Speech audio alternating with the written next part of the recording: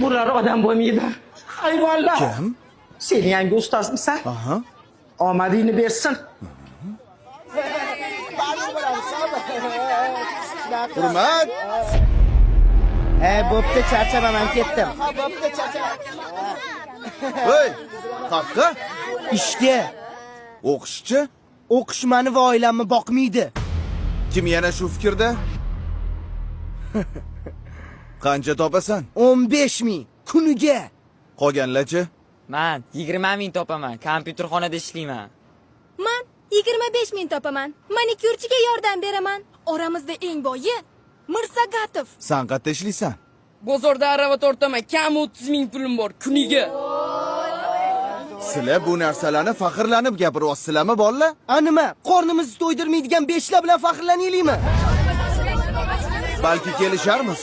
Nimani kelishmoqchisiz? Har bir baho uchun pul to'layman. Oppa! Вот это поворот! Eng ko'p baho olgan 5 ta o'quvchiga Kuniga 20 mingdan. Yo'q, 25 mingdan. roziman. Voy, qaqqa? Ishdan bo'shashimni aytib keling. Narziqulov doimgidek ikki. Balki oldin tekshirib ko'rarsiz. Voy. Bo'lar ekan o'qisa.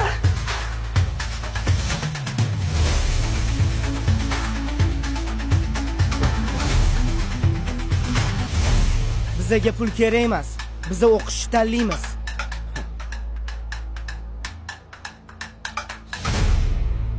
Rosa xursand bo'lsalar kerak. Sovg'a o'zi kimda? Manda.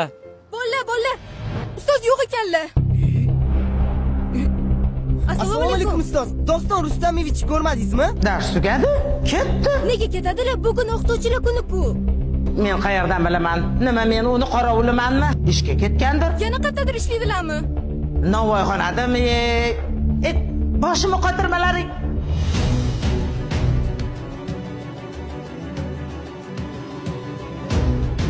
Ustoz, Iya? Kelinglar bolalar, non beraymi? O'zingizni pulingiz yo'q ekan-ku. Nimaga bizga pul bermoqchi bo'ldingiz? o'zingizni bolalaringiz bo'lib turib, nimaga begona bolalarni o'yladingiz? Shunaqa qiyin ekan. Nima qilasiz bu kasbni tanlab? Ustozlik kasb emas, bolalarim. Ustozlik bu hayot yo'li. Siz endi ishga chiqa olmaysiz. Sizni boshqa joyda kutishyapti. Qayerda?